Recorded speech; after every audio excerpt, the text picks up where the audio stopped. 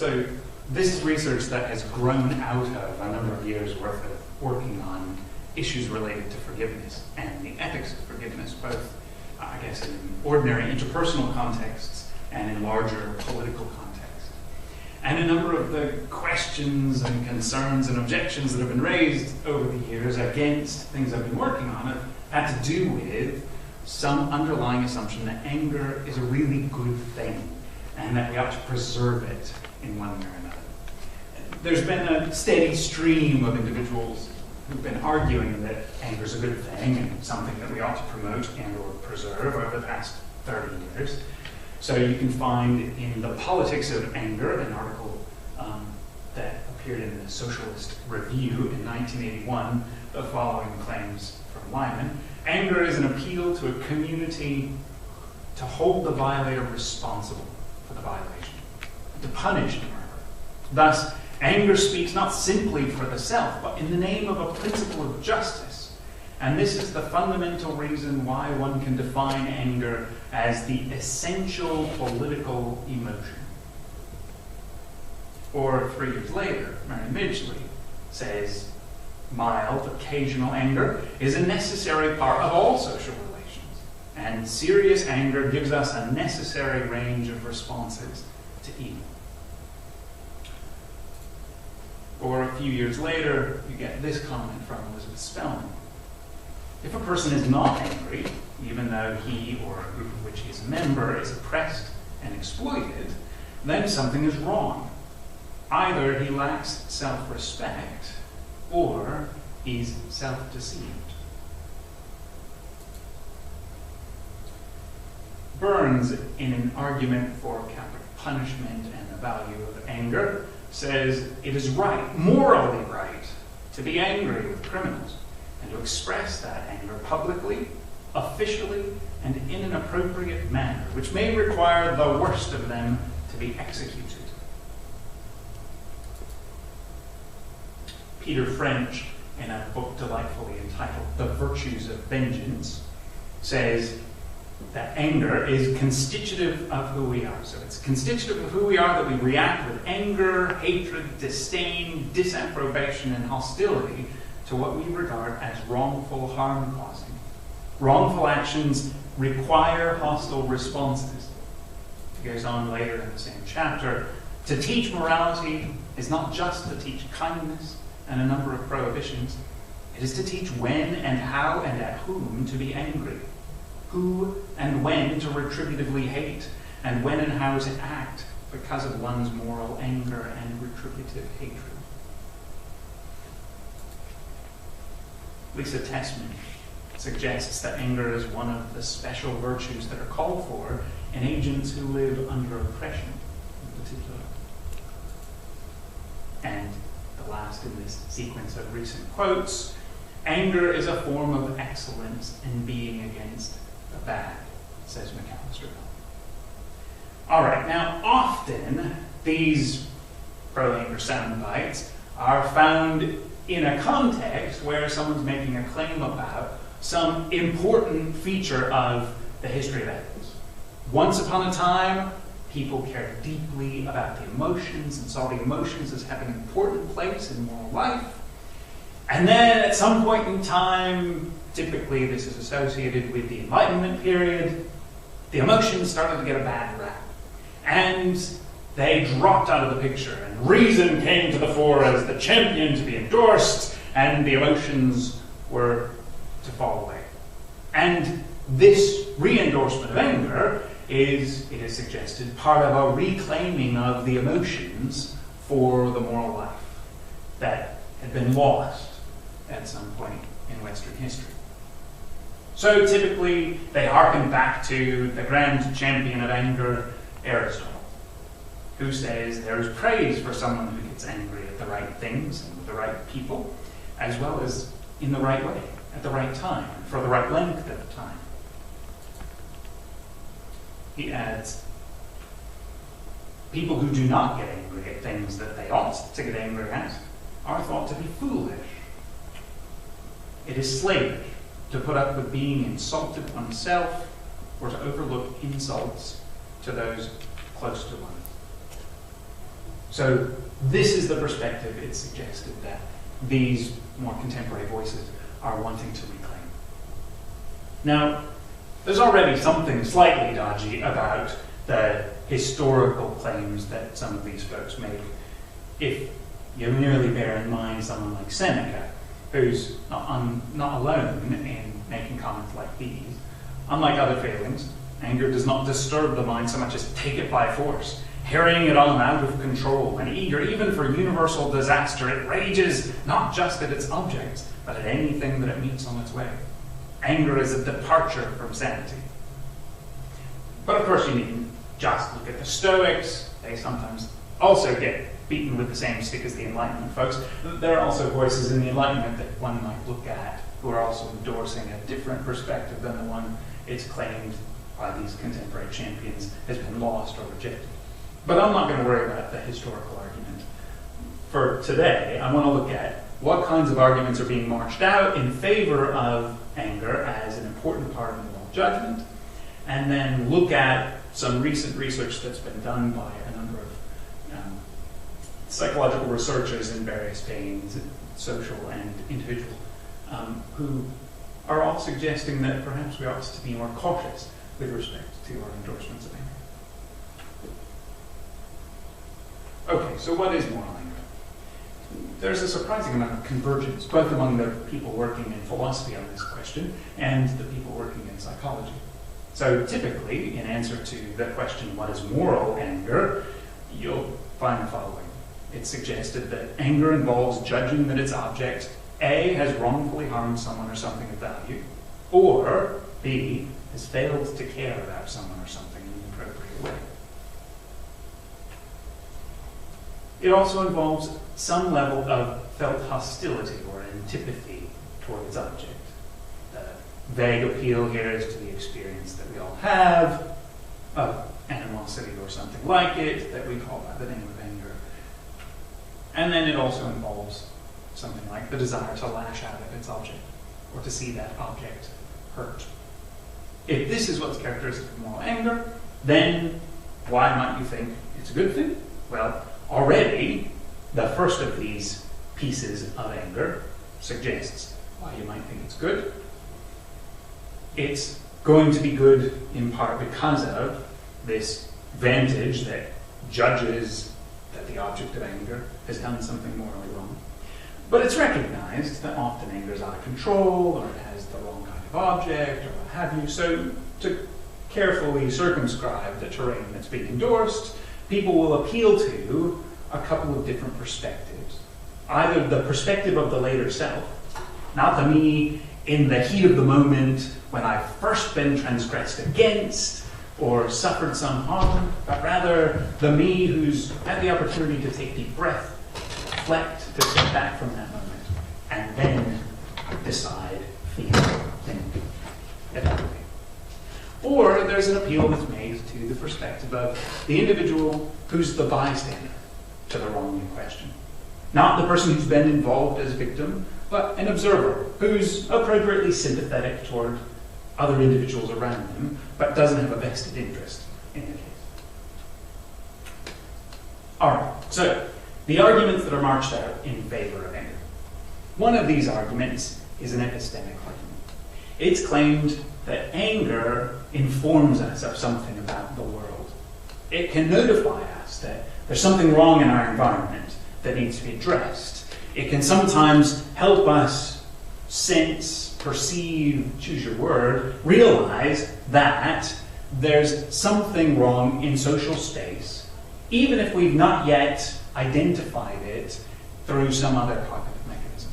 So we feel upset about the situation, and that feeling already is fed by a certain kind of insight, and then we might engage in a certain amount of reflection to help us realize what it is in the environment that is causing our anger.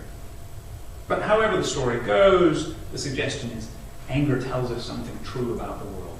And that's one reason that we ought to endorse moral anger. There's an evaluative argument that's also marched out. It's suggested that feeling anger is itself constitutive of judging that something wrong has happened.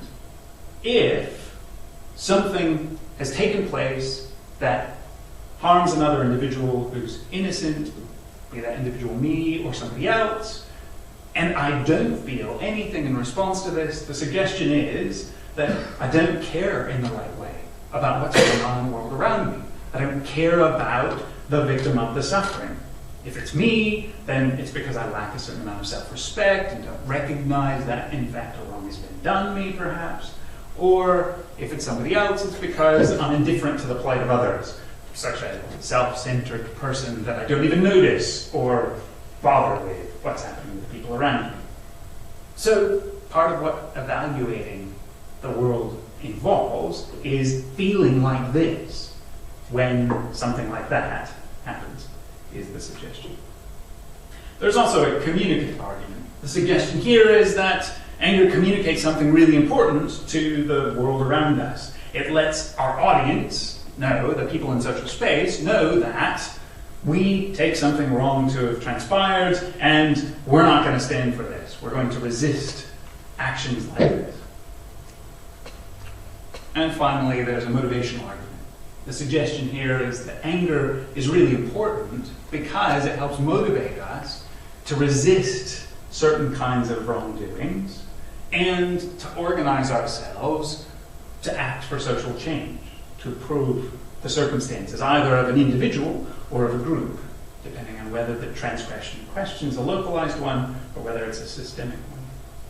These four reasons it suggested are good reasons for us to endorse and approve of moral anger, to try and foster it in ourselves, to approve of it in other people, and to try and calibrate it in certain kinds of ways rather than to reduce or minimize anger. Okay, so first, a quick argument against the necessity of anger, and then we'll look at a softer, gentler version of the argument in favor of anger. So some people want to say anger is really necessary. You have to have it in order to have these kinds of insights, or in order to make these kinds of judgments, or in order to be motivated to act in these sorts of ways, or in order to communicate certain kinds of messages. So anger is a necessary condition for one or another of these tasks. And against that, let's start off with the epistemic argument. We can march out any number of exemplars who don't seem to have had any deficiency cognitively, any inability to recognize that a wrong has been done, even though they didn't themselves feel anger and or endorse feeling anger, didn't encourage anger in themselves or others, etc. So one individual who can stand as poster boy for the whole collection will be someone like Martin Luther King, who's well known for wanting to not only not respond with anger, but for encouraging people to forgive, to overcome their anger, etc., to love their enemies.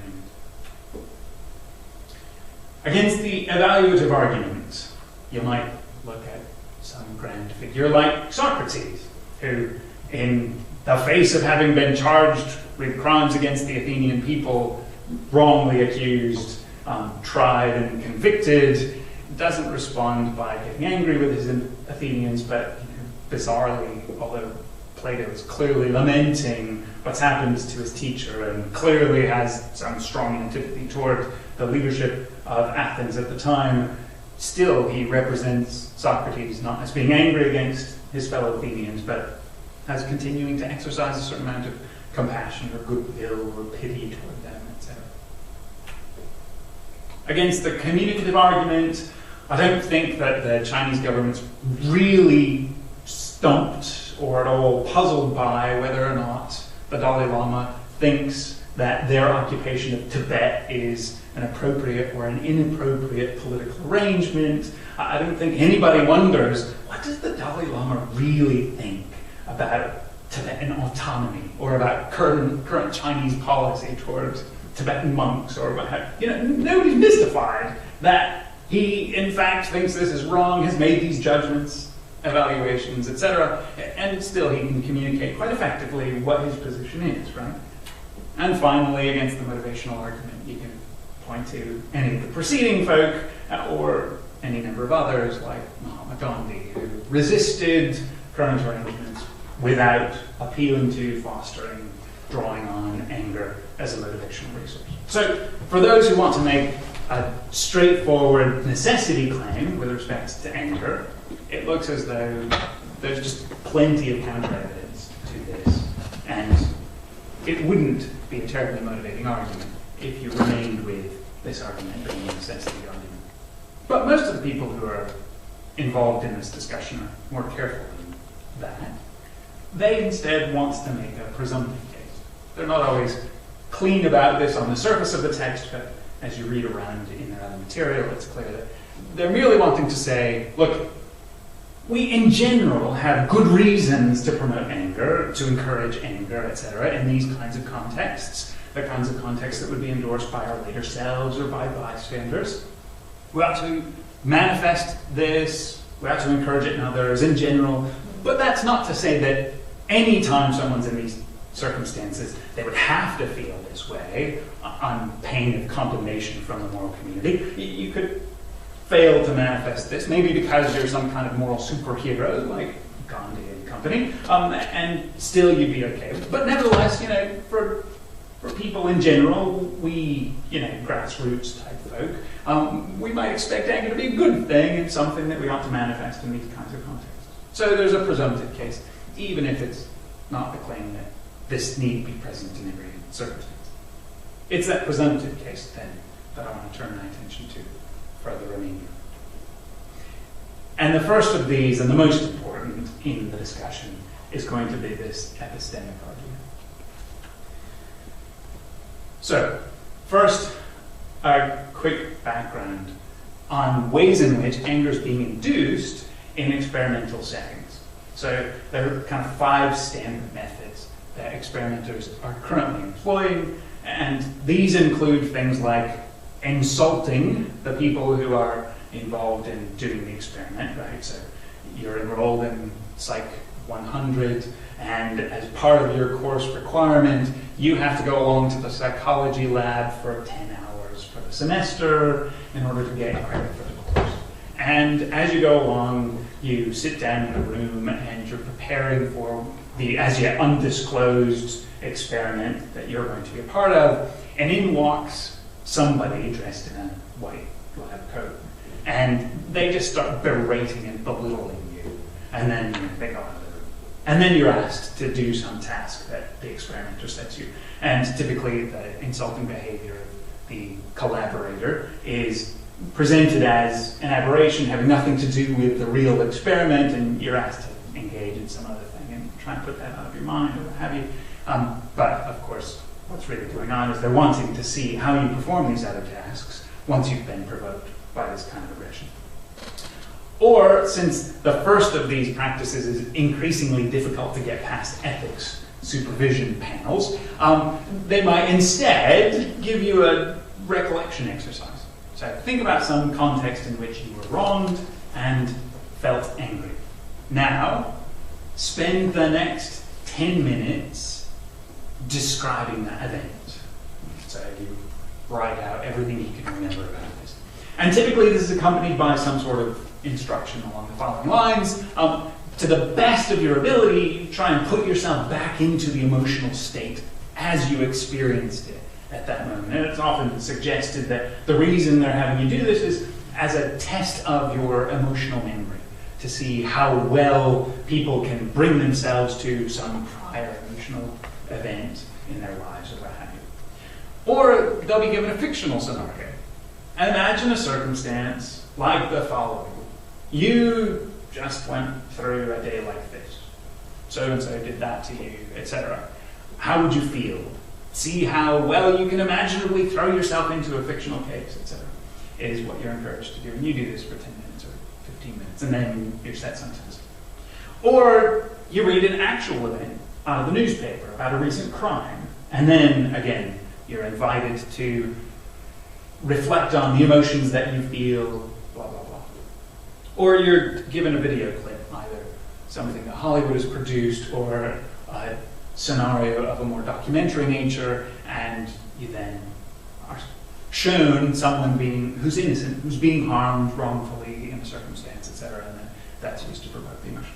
Or the last of these, and I think the most interesting, and I'll tell you about it in a second, and then I'll set it aside, involves merely adopting a physical posture, a facial pose, etc. Okay, so let me give you the facial pose, and then, as I said, we'll set it aside. Okay, so here are the instructions, and do it with me as I read them out. Okay. Pull down your eyebrows. Raise your upper eyelids. Move your lower lip up and press your lips together. Clench your hands and teeth. Okay, stop doing that now. I don't want you to be angry for the rest of the time. But people who are asked to adopt this pose are asked to adopt it for, 5 minutes or something like that. And then they're to describe the emotional state that they're in. And the results that are procured through this method, so there's no object, there's no narrative, there's no judgment that's been made or any of that. Just the mere adopting of this physical pose generates the same kinds of results as the other 4 methods that I just outlined for you, which is really interesting in and of itself. But since that's not the thing that the advocates of moral anger are talking about, like I said, we'll just set it aside for the time being. Okay, so one of the early studies that was done on anger was done by Bodenhausen, Shepard, and Kramer. And they used a recall method. So they invited their participants to vividly recall and describe an episode that made them feel angry. And they spent about 12 minutes on this exercise. And then they were presented with a task that was unrelated to that first bit. The first thing was presented as we want to test your memory. Now, we have to wait for a few minutes in order to continue the test on your emotional memory. So in the interval, we'd like you to do this other task that's unrelated to the first thing, and then we'll come back around to the memory test, is how it's presented to the participants. So the interval is a task that involves the following. They're asked to imagine that they're serving on a peer review board for another student at the university. And this student has been accused of an assault. And then the evidence is presented. And the evidence is genuinely mixed. It's not clear whether the individual who's accused did or didn't perform this event. Some of the evidence makes it look like he was at the scene of the crime. Some of the evidence makes it look like he wasn't at the scene of the crime. Some of the evidence makes it look like he had a reasonable motive. Some of the evidence makes it look like he didn't have any motive at all, etc., etc. And being presented with this, then the participants are asked to decide whether or not they think the student in question did this thing. Angry subjects were less likely to judge that John Garner was guilty than were sad or neutral subjects. And angry subjects were considerably more likely to judge that Juan Garcia was guilty than were sad or neutral subjects. In other words, there was an interesting sort of appeal to stereotype that seems to be at work in the case of angry subjects, in a way that it wasn't at work in the case of sad or neutral subjects, with respect to their assessment of the evidence presented to them. Just a question, Yeah. sort of as an aside, is there any other states that produce different outcomes? Like maybe, is there any difference between sad and neutral, or just if you know any other states that might change people's response? Good. So part of what has generated a lot of the research that's being done is a development on an earlier theory that had been arched out. The earlier theory was just developed in terms of so-called positive and negative emotions or moods. And these sometimes were run together as the same sort of thing. And so it was suggested that people who were having a positive emotion would respond to certain kinds of circumstances in a way that was different than those who were experiencing negative emotion. And what motivated Bodenhausen and company's research was the thought that there might be differences among so-called negative emotions. And so what they were trying to isolate was the difference between anger and sadness in this case. And the suggestion was that those two emotional states, even though we'd call both of them negative emotional states, would invoke different kinds of reasoning patterns or have a different effect on the reasoning of the individuals feeling them. So, yeah, since this time, there have been a number of studies that have been done on things like love, but then, that exploded into a whole host of different kinds of love. So romantic love, companionate love, that is romantic love that's gone long term rather than initial stages, parental or nurturant love, compassionate love, the love that a teacher might have for a student, etc., etc. All these things, friendship love, all of these have begun to be studied as well. And there are differences among some of those. As you would expect, the kind of effect that the early stages of romantic love has on reasoning is radically different than the kind of effect that nurturant love has on reasoning, etc. One of these, you don't reason quite so well. In the other of these, you tend to reason a whole lot better about a number of things completely unrelated to the object of your love. So, yeah, there are a bunch of things now that have been studied. Cheerfulness is one of the things, happiness. Awe is another thing that's being studied. Amusement has been studied, etc. So, yeah, a bunch of different things are being studied. But with respect to this kind of case, anger stands out as an interesting sort of problem. So, good question. Okay, another study from around the same time. Keltner, Ellsworth, and Edwards asked their students to identify with a character in a fictional scenario. And this is the scenario they're giving. So you're given a bad grade on an essay. And during the same tutorial in which you've received back this bad grade, the tutor for your section distributes a copy of your essay to everybody in the tutorial as an example of a really horrible essay, and then spends the next 40 minutes going page by page, outlining all of the terrible mistakes that you've made. What an idiot.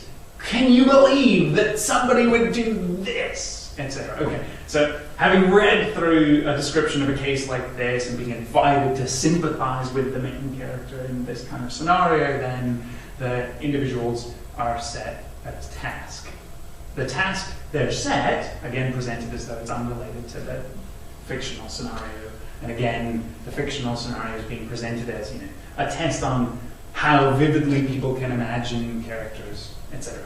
The task they're set is to estimate the likely causes of various events. So one of the events is you miss an important flight. Is it more likely that this was caused by a terrible cab driver, or that it was caused by bad traffic? Your new car is a lemon. Is it more likely that this is caused by a dishonest salesman or by a factory problem? Your house burns down. Is it more likely that this took place as a result of arson or as a result of a brush fire? The brush fire is an example set for people who are living in really dry situations. People living in the Eastern Bays area might not think the brush fire a terribly likely cause, and so this question would be swapped out for a different one based on the region in which Keltner and the company were distributing this kind of survey, or running this kind of test. You suffer health problems. Is this more likely the result of a doctor's error or of faltering health? And in response to these, individuals who were primed to feel anger through imagining that scenario with the essay being turned back and then being insulted for the rest of the tutorial, those individuals judged that it was more likely that it was due to an agent who was transgressing in some way, who was engaged in some kind of moral wrongdoing, like the horrible cab driver. or the dishonest salesman, or someone intentionally burning the place down, or the doctor being faulty, etc.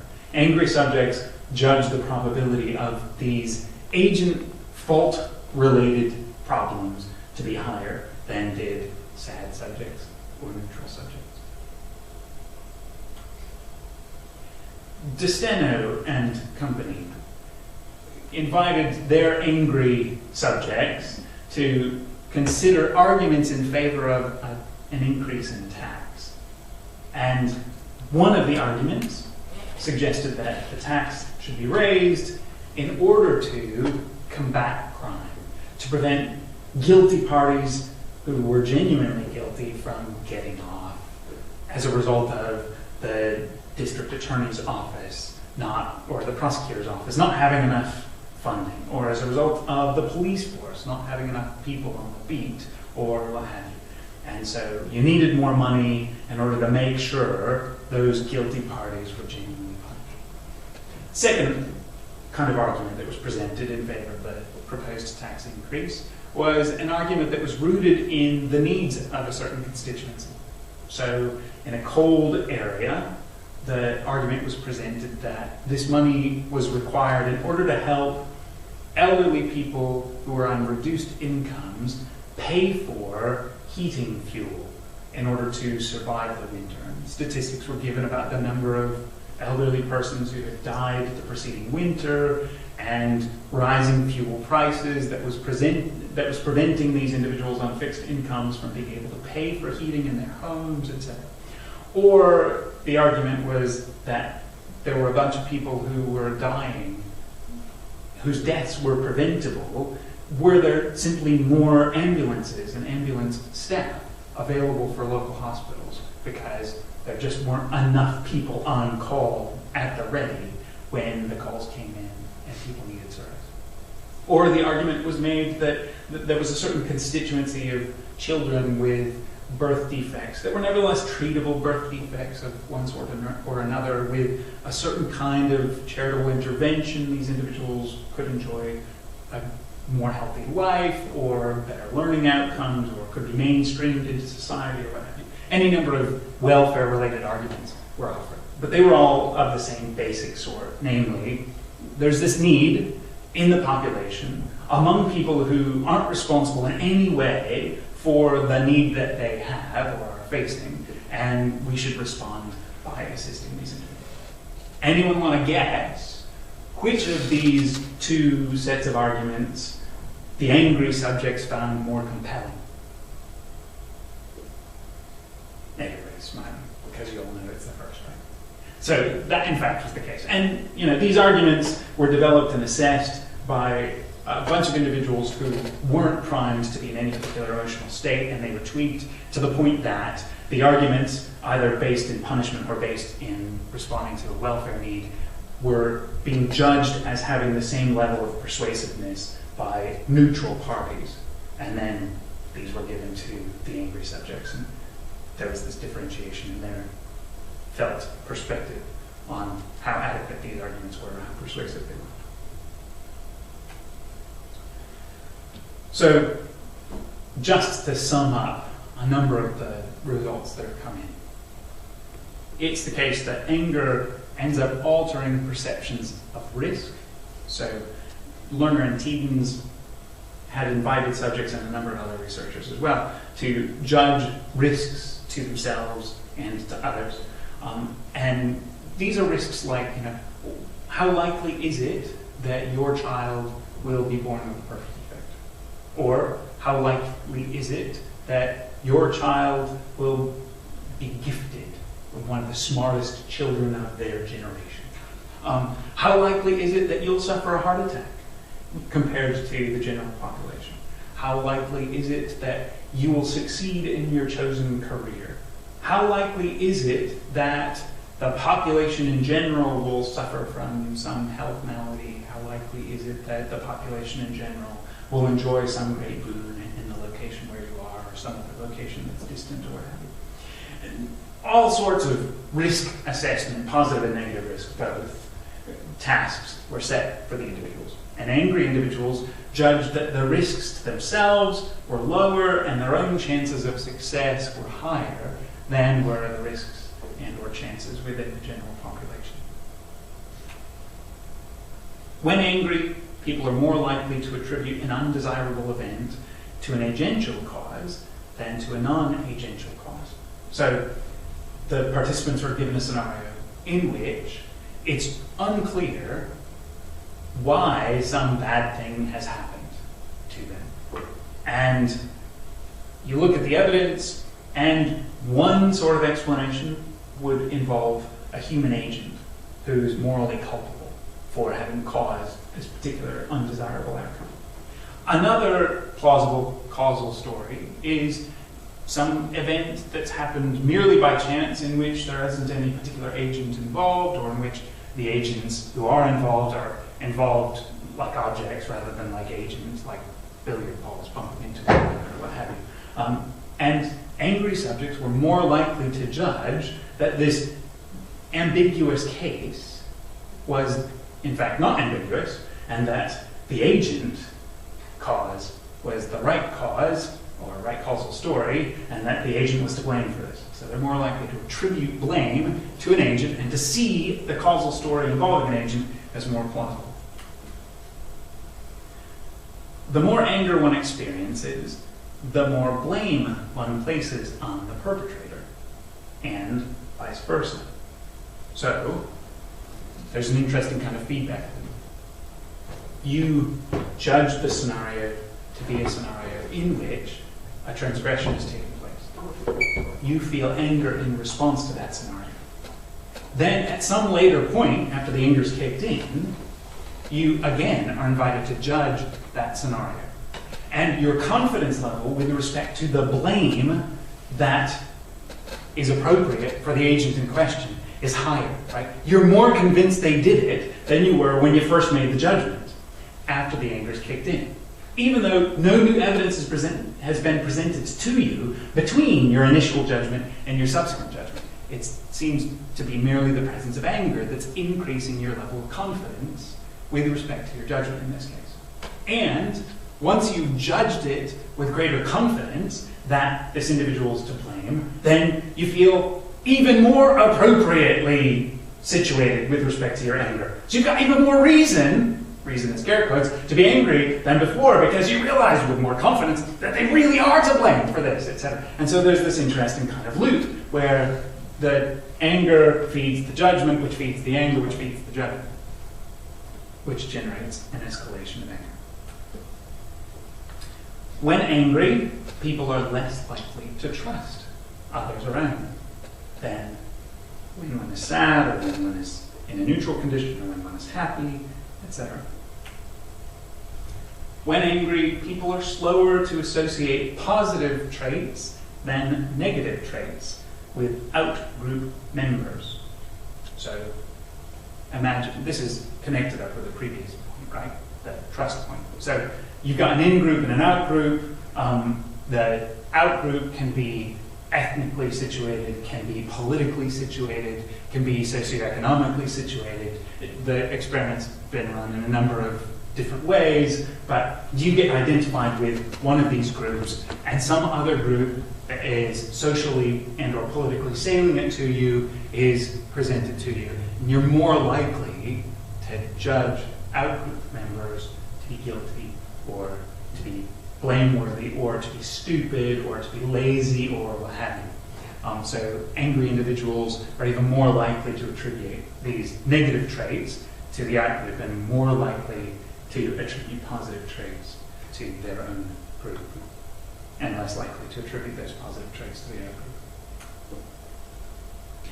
When angry, people tend to see themselves as exceptional, more capable and insightful, and less biased than others. Stands in interesting tension to some of the other stuff we've been getting.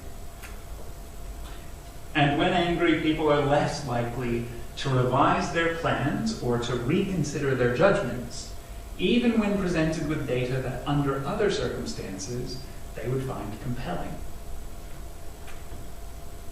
Okay, so just to go back to this summary, I think when you look at all of this stuff, what you end up with is not a presumptive case in favor of anger, but in fact a presumptive case against anger.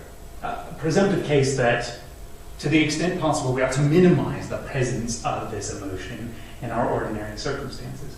Because rather than involving epistemic insight, it seems to cloud our judgment in a host of ways. And notice that this isn't merely judgment with respect to other things that might be going on that aren't themselves part of the situation that you are judging, but involve both what's going on in the situation you're judging, right? You judge that the individual in question has done the wrong, you then feel angry, and then you increase the likelihood or the strength of your confidence with respect to your initial judgment, and furthermore, you're less likely to revise your judgment when presented with counter-evidence, etc., etc., etc. This all seems to reduce rather than increase the likelihood that you'll get the right judgment with respect to a transgression that's been done against you. But it also is the case, given all of these other effects of anger on judgment, in contexts that are wholly unrelated to the context of transgression you're judging, that once you've become angry, you'll also judge cases that have nothing to do with this one in a particularly biased way or problematic way, less clearly and carefully, thoughtfully, and insightfully than you would otherwise. So you've got a situation in which not only when you're angry are you more likely to come home and kick the cat, you're more likely to judge that the cat deserves being kicked in the first place, right? Even though it has nothing to do with the situation that prompted your anger. So all of this suggests that anger has this problematic clouding impact on our insight, on our judgment of what's going on. And I think this is a pretty persuasive case that's arising out of the current literature on the effects of anger on judgment in a host of contexts. So I'm going to spend very little time on the other arguments that we marched out at the beginning. But let's just briefly look at them. So the communication argument.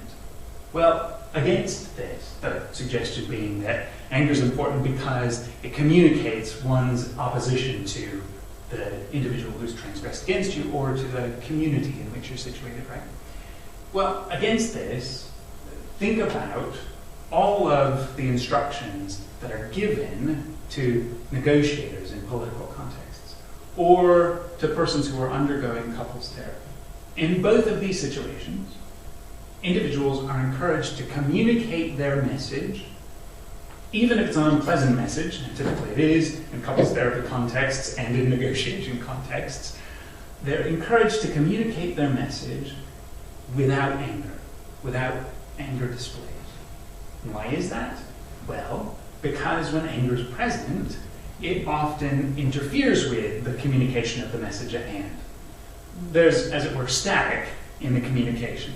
And so it doesn't get heard by the other party. It's not received as well. It's not as convincing to the other party. They start to get defensive. They stop listening to what you're saying and start to think about why it's really your fault that you're in this situation rather than their fault that you're in this situation, etc., etc. And so rather than enhancing communication, anger can interfere with communication. So again, if there are other ways of communicating one's opposition to the act in question, then it looks as though we've got a presumptive case in favor of one of those other ways, rather than in favor of anger, given the way in which anger interferes with the reception of communication. How about anger and motivation? If you think about the evolutionary backstory for anger, you might think that anger emerged as a mechanism that would get passed on to subsequent generations because it was in some way or other fitness enhancing. And the kinds of contexts in which it presumably was fitness enhancing were contexts of physical aggression originally. In these kinds of contexts, a reduction in one's assessment of risk and an increase in one's confidence level and an increase in one's adrenaline level look like they're going to be good things, right? Because they can get you to go after somebody who's aggressing against you in a way that you ordinarily wouldn't. Or at least risk continued violence from the other in contexts you ordinarily wouldn't. It would seem then as though it would have some kind of advantage. And it's set up on a kind of smoke detector principle so that you respond to a number of contexts where there isn't in fact a transgression, but you do this and it becomes clear to the wider community that you're not going to stand for this kind of treatment, that you won't just sit down and take it. Well, there might be some advantage to having a mechanism like this for discouraging antisocial behaviors on the part of others who might transgress against them. And within current contexts, you might get some overflow of that, right? We might get the same sort of thing within our social environment. So you might think there's a really nice motivational case that persists in favor of anger, and persists especially when you're thinking about motivating people to resist large-scale events or what have you. Think about Malcolm X and the civil rights movement, or choose your favorite Occupy movement, or whatever it is that you want to think about. And often, getting people to feel angry is rhetorically effective, helps motivate people to join political action groups and the like. So maybe that's where the strongest case is. Well, but even here it looks as though there's going to be a problem in this argument. So if you talk to people who are skilled in hand-to-hand combat situations, let's start with the case where it looks like the argument's going to be the strongest. If you take two individuals, how many of you have never been in a fight? A physical fight, fist fight. Okay, so those of you, the three of you who are honest, if two of you were to fight against one another, or to fight against me, right? Then, if one of us gets angry, that's going to increase our likelihood of success against our opponent. Take two unskilled individuals, get one of them angry, and the angry party is more likely to succeed in that moment of physical combat. However, once you introduce training to the context, the situation changes. Take individuals who are trained in physical combat. Martial arts experts are a nice example. And they will tell you that against two evenly matched individuals, evenly skilled individuals, both of whom has training, the individual who will lose the fight will be the one who becomes angry. If you can provoke your opponent to anger among two equally skilled individuals, genuinely skilled, not just kind of moderately skilled, then the individual who becomes angry is likelier to lose.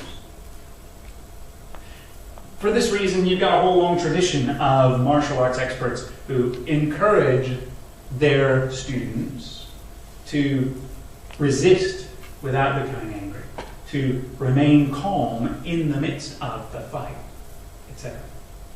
Okay, now let's shift, because I've got some skepticism, and you can voice your skepticism in a minute. Now let's shift to the political context, or even a social context that involves something other than physical combat, right? Moving away from the context in which, presumably, anger initially developed as a mechanism that enhanced fitness, toward other more complicated contexts, where more judgment might be involved or required for determining what one's course of action is going to be. Resisting oppression is one of these sorts of cases, right? And now think about all of the influences of anger on judgment that we were just talking about. It reduces individuals' abilities to assess the adequacy of an argument. It particularly reduces their ability to assess the adequacy of an argument that runs counter to their own preferred position. And it starts to look as though the case for anger is less plausible. as the desired motivating factor, the kind of motivating factor that won't just get you off the couch, but will actually get you to the desired end, right? Furthermore, in contexts of systematic injustice, you frequently have a situation in which the anger which has been provoked by the injustice, by the genuine unfairness of the situation at hand, is being provoked in a context where the people group in question is powerless relative to the group to which they're subordinate, right? They don't have a clear path for channeling their anger. And so what happens? Well, interestingly, the highest levels of domestic abuse are among those who are victims of systematic injustices. The highest levels of child abuse are among those who are the victims of systematic injustice. The highest levels of crime against other victims of the same systematic injustice, so-called black-on-black crimes in the United States and elsewhere, are in these contexts, right?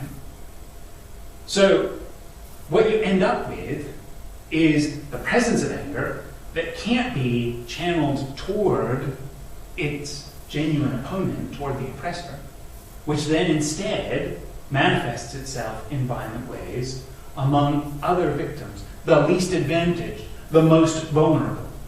So rather than decreasing the presence of injustice, it looks as though it adds to the burden of injustice among those who are already carrying most of it. That, then, I think, gives us not a presumptive case in favor of moral anger, but a presumptive case against, on epistemic grounds, on evaluative grounds, on communicative grounds, and motivational ones. All right. So what do you think?